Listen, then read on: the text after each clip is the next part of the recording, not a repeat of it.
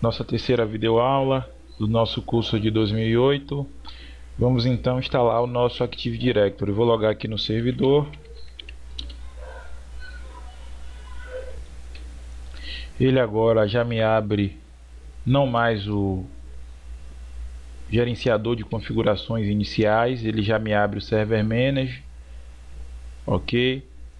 E agora eu posso, se quiser, eu posso estar desmarcando para não ficar aparecendo o Server Manager, não mostrar esse console no logon, ok?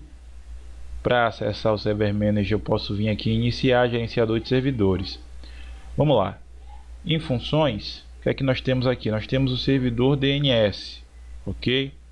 Vamos adicionar mais uma função para o nosso servidor, que é a função de Active Directory, servidor de domínio Active Directory.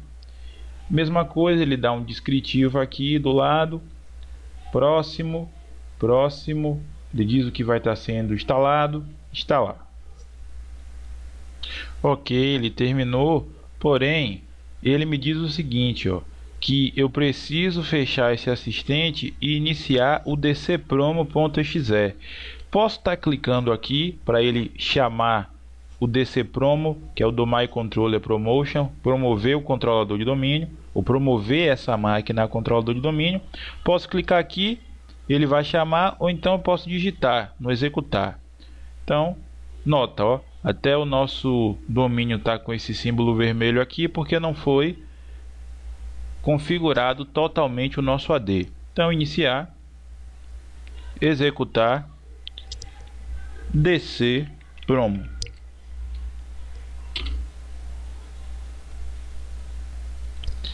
Ok, nosso assistente, vou marcar o modo avançado na nossa instalação. Ele faz um descritivo com relação a sistemas antigos, NT4, 2000, não é o nosso caso. Vamos avançar. Bom, vamos criar um novo domínio em uma nova floresta, tudo novo, tudo do zero, porque não temos nada criado, ok? Avançar. O nome é FQDN, lembra? Aula do DNS, tem que ser o mesmo, mk.com.br. Só não vai ter o ponto no final aqui, ok? Vou avançar, ele vai pesquisar para saber esse domínio já existe em algum controlador de domínio próximo. Como não há nenhum, ele não vai dar nenhum tipo de erro, ok? Então a gente pode estar utilizando esse domínio normalmente. Ele agora vai estar gerando para mim o nome NetBIOS. Ok, ele gerou o nome NetBIOS, é MK. O nome NetBIOS do domínio é mk.com.br. Avançar. Bom, o nível funcional da floresta. Eu tenho na minha floresta servidores 2000, 2003 ou 2008, eu vou estar marcando aqui. Eu vou colocar 2003, apesar dele assinalar aqui, porque isso pode ocorrer um impacto na floresta com relação à segurança dos seus arquivos, tá? Eu vou marcar porque futuramente a gente pode estar querendo colocar um servidor 2003, ok? Mas não aqui na floresta. Aqui na floresta eu vou deixar 2008.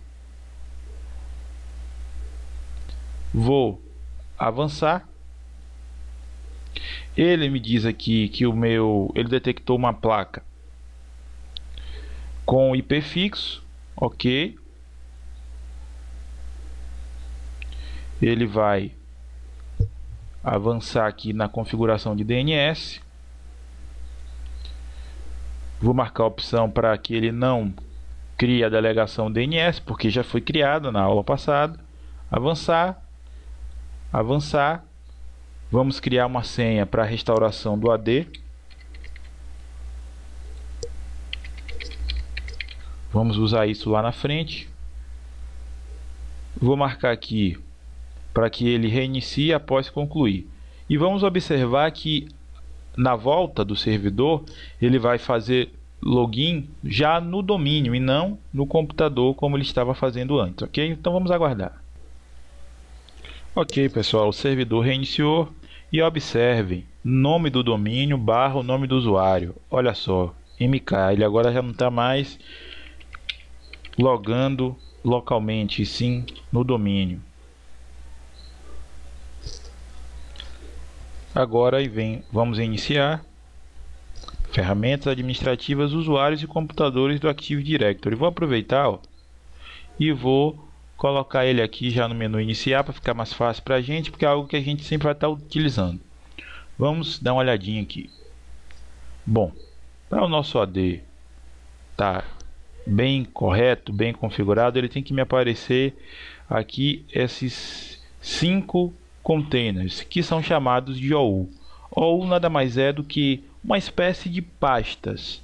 São containers que eu posso estar armazenando os objetos do Active Directory. O que é que são objetos do AD? Usuários, grupos de usuários, impressoras, computadores, tudo que eu tiver dentro do meu AD, eu vou considerar como um objeto do Active Directory, ok? Então, eu tenho aqui o nome do meu domínio, tenho esse grupo, essa OU built-in, que são grupos que já vem por padrão do 2008, 2003 também, padrão do AD. Onde eu tenho o grupo de administradores, o grupo de controladores de impressora, controladores de servidores, operadores de backup, operadores do IS, grupos que já vêm por padrão, ok? Tenho aqui a guia computer, que por enquanto está vazia, isso é assunto da nossa próxima aula, que é estar inserindo uma máquina no domínio, ok? Quando eu inserir um ou mais computadores, é aqui que eles vão aparecer. Domain Controller, que é o nosso próprio servidor, ok, ele é o controlador de domínio. Tem a minha pasta de segurança, onde eu vou estar aqui colocando algumas configurações. Tenho a guia de usuários, onde também eu tenho alguns grupos pré-definidos, mas usuários mesmo, eu só tenho administrador. Observe, quando eu tenho essas duas carinhas, eu tenho grupo, e quando eu tenho uma carinha só, é usuário. Então eu só tenho usuário administrador e usuário convidado, ok? Eu poderia estar criando outros usuários dentro da OU e user, da OU usuários, mas não é uma boa prática. O interessante é você criar uma estrutura utilizando essas unidades organizacionais, essas OUs, que refletem o cenário da sua empresa. Então, eu não vou estar colocando dentro dessa unidade. Eu vou estar criando aqui uma unidade organizacional. Bom, vou voltar para o meu domínio. Posso criar com o botão direito, novo, unidade organizacional, ou aqui em cima, ó, clicar na pasta. Vou aqui criar uma OU chamada empresa. Dentro da OU empresa, vou criar outra agora, utilizando aqui o outro método, novo, unidade organizacional. Dentro dela vou criar a presidência.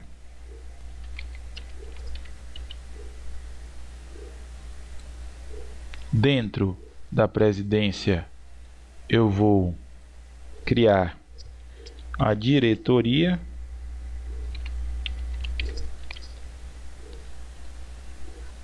Criei um esquema hierárquico. A minha empresa, dentro dela, presidente, diretores, administradores, gerentes, secretários e funcionários. E daqui em diante eu posso estar descendo aí na hierarquia, ok? Então, a unidade organizacional veio justamente para isso, tá? Em presidência, eu vou estar criando um usuário presidente, ok? Como é que eu vou criar o usuário? Botão direito, novo, usuário, ou clicando na carinha. Vou criar um usuário.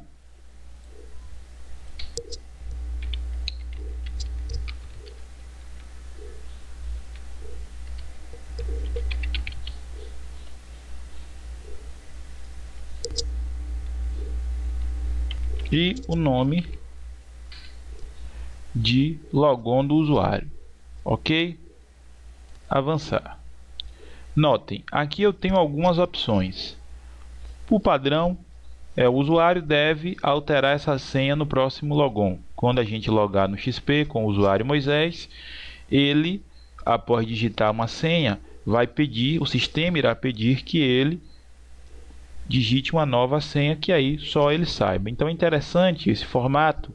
Se você adotar uma senha padrão na sua empresa, você vai colocar essa senha padrão aqui e após o usuário digitar, ele vai entrar numa janela para digitar uma senha que só ele sabe, ok? Então eu vou deixar essa opção marcada e vou utilizar uma senha com pré-requisitos. Quais são esses pré-requisitos? Eu preciso de no mínimo 7 caracteres, preciso de um caractere maiúsculo e um caractere ou mais especiais, ok? Arroba, underline, enfim. Então eu vou criar aqui.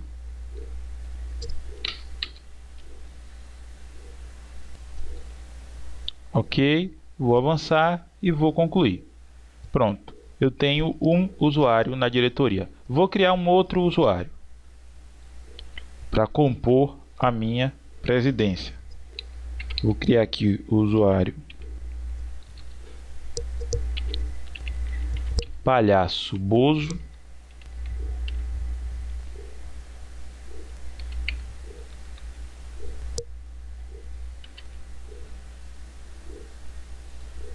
Só que dessa vez eu vou dizer o seguinte, ó, que esse cara não vai poder alterar a senha dele. É um outro cenário que eu posso ter. Já ter senhas definidas. Olha, sua senha é X. Não é um formato muito interessante, ok? Mas é para demonstrarmos as funcionalidades do Active Directory. E vou colocar minha senha seguindo aquele critério. E vou avançar, ok. Vou criar um outro usuário, um terceiro usuário, tá?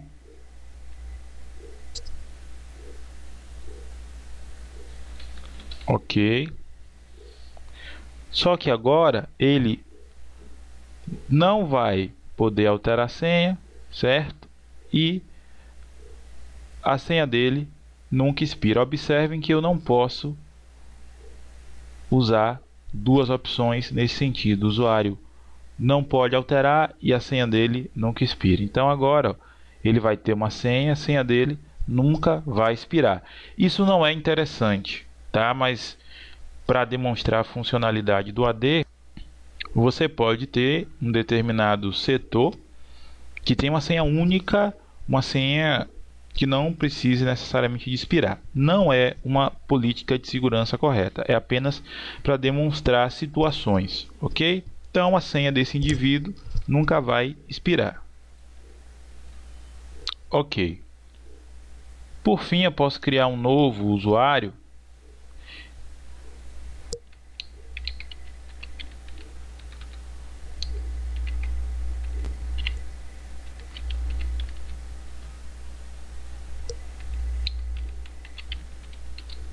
E falar o seguinte, ó, que esse usuário vai ter uma conta desativada.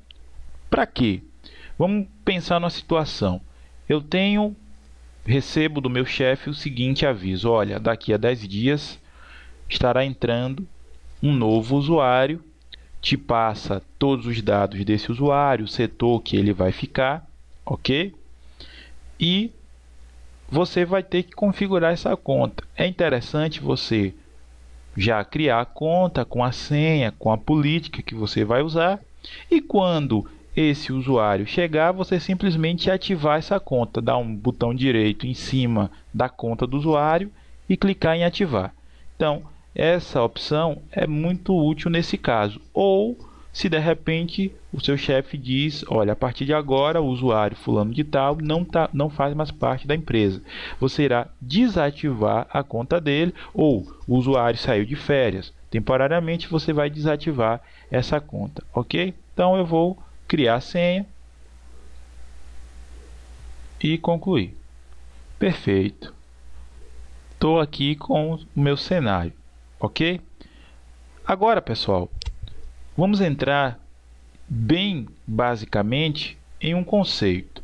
Observe que eu criei aqui 4 usuários e eu preciso dar permissão ou gerenciar melhor esses usuários.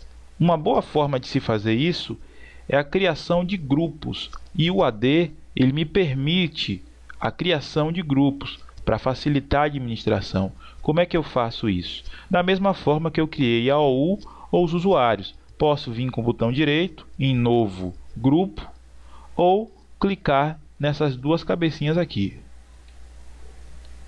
Ok, observem que eu tenho um grupo global, um grupo universal, um grupo de domínio local e tem um tipo de grupo que é de segurança ou distribuição. Vamos falar um pouquinho sobre isso, tá? Podemos depois aprofundar melhor nessa teoria de grupo. Eu vou criar um grupo universal, primeiramente, quando eu tenho uma floresta. Vamos pensar num cenário. Eu tenho uma empresa multinacional e sou uma filial dessa empresa. Então essa minha empresa tem um grupo universal, um grupo que todas as filiais vão enxergar.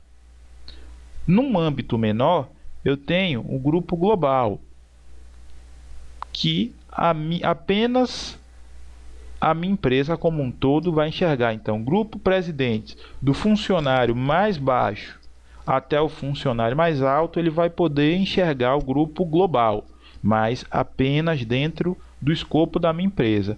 E no âmbito mais específico, eu tenho um grupo de domínio local. Como o próprio nome já diz, é domínio local. Ok? Então, universal, vamos fazendo essa analogia no macro. Eu tenho uma multinacional, então todas as minhas filiais vão poder enxergar. O grupo global, que é menor ainda, apenas a minha empresa vai poder enxergar. E o grupo de domínio local, que é o meu setor.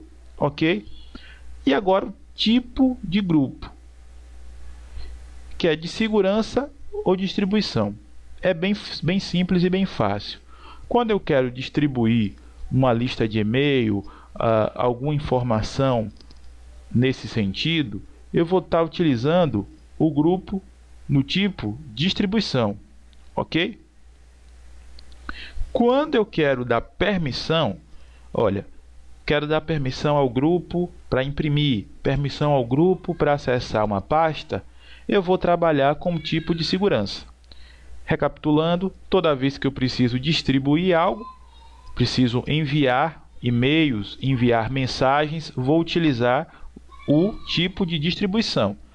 Vou dar permissão, vou utilizar o grupo de segurança, ok? Nesse meu cenário, como trata-se da presidência, eu vou estar utilizando um grupo global. Uma forma de se identificar o grupo é o tipo que ele pertence, o escopo dele, no caso G de global, underline, o nome do grupo, presidentes ou presidência.